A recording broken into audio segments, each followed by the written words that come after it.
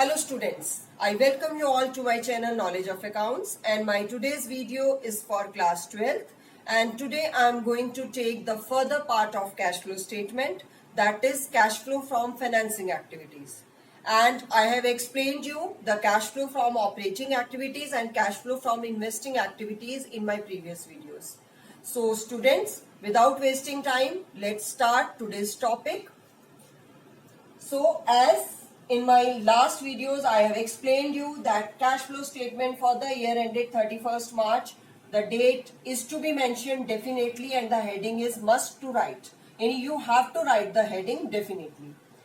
And now moving further, we have done the second part in my last video. That means second part we have already completed. Now I have taken the only heading of second part. That means whatever balance we are getting after completing the second part.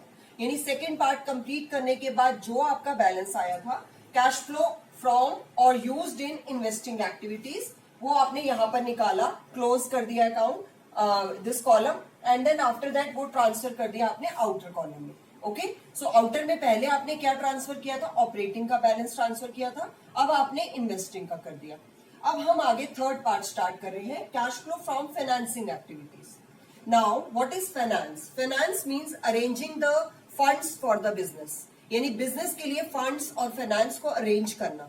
That is done with the help of equity, that means share capital. Equity का मतलब जो capital होती है, equity share capital और preference share capital both are treated as equity. उनको हम दोनों को ही इक्विटी बोलते हैं. इक्विटी का मतलब हो गया कैपिटल से या तो बढ़ेगा, यानी फाइनेंस या मनी कहां से आएगी बिजनेस में, that will B from the capital only और from the loans. Okay, so अगर फर्म या बिजनेस जो है या कंपनी है वो लोन बोरो करती है, okay, loan in the form of from the banks, यानी बैंक से लोन ले लिया, या डिबेंचर्स की फॉर्म में अगर ये लोन बोरो करती है, they both are taken under the head financing. Okay, so इसको आपको मैंने बैलेंस शीट के अंदर एक्सप्लेन किया था कि इसमें हम कौन सा पार्ट लेते हैं, इक्विटी का and the non current liabilities का. नॉन करंट लाइबिलिटीज में आपके बैंक लोन्स भी आ जाते हैं, डिवेंचर्स भी आ जाते हैं and other long term provisions भी आ जाते हैं. यानी they all are treated as the long term borrowings or we can say the financial activities. Okay, यानी उन्हीं से हमारा बिजनेस के अंदर मनी या पैसा अरेंज होता है, फंड्स अरेंज होते हैं. So here we are taking, इसमें भी अगेन आपको वैसे ही लेना है, कौन सा कॉलम आपका प्लस है, कौन सा माइनस है, और ये प्लस और माइनस आप कैसे निकालेंगे? You will see the balance of both the year in the balance sheet. Balance sheet में आप दोनों साल के बैलेंसेस देखेंगे, करंट ईयर का भी, प्रीवियस ईयर का भी. If current year balance is increasing from the previous year, तो it is increasing, that means more loans have been borrowed और we can say cash inflow is there. Okay, और अगर वो आपका डिक्रीज हो रहा है, that means current year balance is less than the previous year, okay, then it is repayment of loan. Like अगर हमारा करंट ईयर का बैलेंस लोन का जो है वो 2 लाख रुपए है और प्रीवियस ईयर वो 4 लाख था, यानी प्रीवियस ईयर का ज्यादा था, करंट ईयर का कम है, दैट मीन्स हमने 2 लाख का लोन पे कर दिया, so that will be outflow of cash. Clear है ना? जब भी हमारा इसमें बैलेंस कम होगा, so that will be outflow of cash. Okay, और जब भी बैलेंस इंक्रीज होगा करंट ईयर का, सो उसको हम क्या मानेंगे? Inflow of cash. That means more cash has been arranged in the business. Okay, so अब हम पहले प्लस वाले फिगर्स इसमें लेंगे. Proceeds from issue of shares. अगर आपकी शेयर कैपिटल इंक्रीज हो रही है, so you will write issue of shares, यानी more shares are issued by the company. Company ने ज्यादा शेयर्स इश्यू कर दिए. पहले अगर 4 लाख कैपिटल थी, अब 5 लाख हो गई, यानी 1 लाख कंपनी ने और इश्यू कर दिया. Same way proceeds from issue of debentures. अगर कंपनी डिवेंचर्स की फॉर्म में लोन्स बोरो करती है, तो डिवेंचर और इश्यू हो जाएंगे, तो debentures amount will increase in the current year. Current year में बैलेंस बढ़ेगा तो आप उसको प्लस में शो करेंगे इनफ्लो ऑफ कैश की तरह.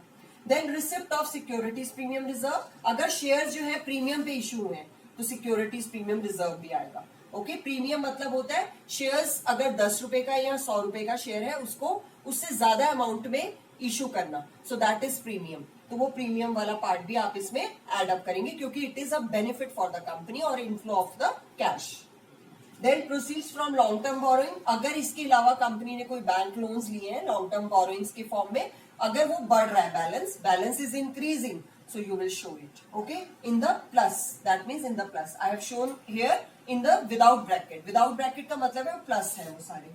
Then increase in short term borrowings और बैंक ओवरड्राफ्ट और cash credit. Short term borrowing आपका करंट लाइबिलिटी का पार्ट है, लेकिन it is a financing activities. Okay, so अगर आपके शॉर्ट टर्म बोरोइंग्स का बैलेंस बढ़ रहा है, इंक्रीज हो रहा है, that means more loan has been taken from the bank. Cash credit be a kind of short term loan is there and bank overdraft be a short term loan is there from the bank. तो वो भी आपके बढ़ रहे हैं अगर balance, तो you will show it in the plus. Then हम लेते हैं माइनस में. हम क्या क्या लेंगे? लेस हम उसको करेंगे redemption of debentures and preference share. अगर शेयर्स रिडीम हो रहे हैं, रिडीम का मतलब हम उनकी पेमेंट कर रहे हैं. इक्विटी शेयर्स कभी रिडीम नहीं होते, preference shares are redeem. Okay, so अगर हम रिडीम कर रहे हैं, so we will make the payment to the share holders, so that will be recorded as decrease और outflow of cash. Okay, then repayment of long term borrowing. अगर long term borrowing, debenture is also part of long term borrowing only. और अगर इसके अलावा भी कोई loan आपके कम हो रहे हैं, यानी करंट ईयर का बैलेंस अगर कम हो रहा है, तो दैट मीन्स हमने उस लोन को पे कर दिया. पिछले साल वो बैलेंस लोन का 6 लाख था, इस बार वो 5 रह गया, तो हमने 1 लाख पे कर दिया. सो वो हमारा आउटफ्लो ऑफ कैश हो गया. So we will show it in the negative और minus column. Then it is decrease in short term borrowing. Bank overdraft या cash credit short term borrowing आपका डिक्रीज हो रहा है, तब भी वो आप उसको माइनस में या ब्रैकेट में शो करेंगे. Then interest on borrowing paid. Interest on borrowing कौन सा वाला इंटरेस्ट है? जो हमारे लोन्स हैं उनके ऊपर जो हम इंटरेस्ट पे कर रहे हैं, that will be deducted here as it is a payment. और अगर आपको बिगनिंग वाला फॉर्मेट याद है, उसमें हमने इंटरेस्ट ऑन बोरोइंग को क्या करा था, वापस एड अप किया था. वहां हमने ऐड इसलिए किया था because that was a non operating item. Okay, non operating expense. But here we are taking it as a deduction because it is paid. ये एक्चुअल में तो पे ही है और कैश आउटफ्लो है, और हम यहां पे लेस करेंगे because it is a financial activity, और we can say it is a financing activity. Okay, so interest on borrowing will be deducted. Interim और फाइनल डिविडेंड, जो हमने बिगिनिंग में प्रॉफिट बिफोर टैक्स निकालते समय जो हमने एड अप कर लिया था वापस, वो हम यहाँ डिडक्ट कर देंगे. क्लियर? तो ये आपका टैली इसीलिए होता है कि पिछले वाले जो हमने वहां लेस किया था वो हम यहाँ एड अप करते हैं, एंड वो जो हमने वहां पर ऐड किया था वो हम यहाँ पर लेस कर लेते हैं. क्लियर है? इंटरिम और फाइनल डिविडेंड या propose dividend of the previous year, वो हमारा डिडक्ट होगा. यानी अगर हमने पेमेंट करी है, we will deduct it, it is outflow of cash. Then premium on redemption. अगर हम रिडेम्पशन कर रहे हैं, शेयर्स रिडीम कर रहे हैं और वो भी प्रीमियम पे कर रहे हैं, यानी एक्स्ट्रा अमाउंट पे कर रहे हैं, that also will be an outflow of cash. So उसको भी हम क्या करेंगे, डिडक्ट करेंगे. Then share issue expenses. और अगर इश्यू के जो एक्सपेंसेस है, अगर हमारा खर्चा हो रहा है, यानी कंपनी का एक्सपेंस हो रहा है, तो company is paying that expense, वो हमारा क्या है, outflow of cash. So it will also be deducted. अब इसमें से हमने जो जो प्लस में लिया और जो जो माइनस में लिए, आप इनका बैलेंस निकालेंगे. अब माइनस वाले को अंदर लिख के उसको एक ऐड करके फिगर और बाहर लिख के माइनस कर सकते हैं. Okay, that is more convenient. बस here the space was less, थोड़ी कम स्पेस थी इसलिए मैंने बाहर ही शो कर दिया.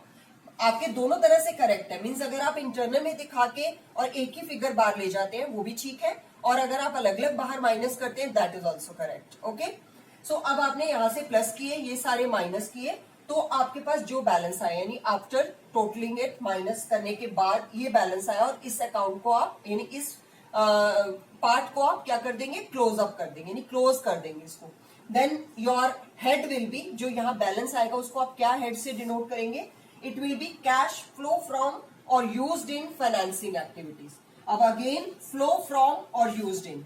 फ्लो फ्रॉम कब आएगा, जब it is a positive answer या प्लस फिगर है, और यूज्ड इन जब ये नेगेटिव फिगर है. ओके, माइनस में आ रहा है तो आप यूज्ड इन लिखेंगे, और अगर प्लस में आ रहा है तो फ्लो फ्रॉम लिखेंगे, और वही फिगर जो आपका यहाँ बैलेंस आएगा उसको आप आउटर कॉलम में ट्रांसफर कर देंगे. ओके, सो होप मैंने ये बहुत अच्छे से आपको क्लियर कर दिया है. अब इसमें से मैंने यहाँ पे एक शॉर्ट में आपको लिखा है कि how you will get the amount, it is increasing और it is decreasing. So just see, अगर आप इक्विटी शेयर्स ले रहे हैं तो आप करंट ईयर का बैलेंस और प्रीवियस ईयर दोनों देखेंगे, करंट में से प्रीवियस लेस करेंगे, तो जो डिफरेंस आ रहा है वो आपका यहाँ पर आ जाएगा. अगर वो इंक्रीज हो रहा है तो इट इज इश्यू, और अगर वो डिक्रीज हो रहा है तो इट इज रिडेम्पशन और you can say the minus outflow of cash. Preference shares के लिए सेम ऐसे ही है, current year minus previous year. Debentures के लिए भी current year minus previous year. Bank loans के लिए भी current year minus previous year. Like this you will do. अगर बैलेंस बढ़ रहा है तो it is inflow of cash, अगर बैलेंस डिक्रीज हो रहा है तो it is outflow of cash. Okay, and then interest on borrowings, जो आपने स्टार्टिंग में adjustment of non cash and non operating item में एडअप किया था, वो अब यहां पर डिडक्ट होगा because it is paid, actually it is paid. Okay, इसके अलावा जो प्रपोज डिविडेंड अगर आपको दिया हुआ है, प्रीवियस ईयर वाला प्रपोज डिविडेंड आपने बिगिनिंग में ऐड करते हैं आप और यहां पर उसको डिडक्ट करते हैं because actually you are paying it. Okay, so hope मैंने ये पार्ट बहुत अच्छे से क्लियर कर दिया है। फाइनेंसिंग एक्टिविटीज जो कि हमारी equity and non current liability से रिलेटेड वाली सारी आइटम्स आएंगी इसमें, और आप बैलेंस कैसे देखेंगे, करंट ईयर और प्रीवियस ईयर का डिफरेंस देखेंगे, that you will check. If it is increasing तो it will be added as inflow, if it is decreasing तो it will be subtracted as outflow of cash. So students, hope मैंने बहुत अच्छे से clear कर दिया है। Hope you like the video and share with your friends. So students, see you in my next video with the last part of cash flow statement. Last part जिसमें हम ये सारी balancing करते हैं। Okay, and after that one more video I will be preparing on the adjustments only. Okay students, so see you in my next video. Till then, bye bye.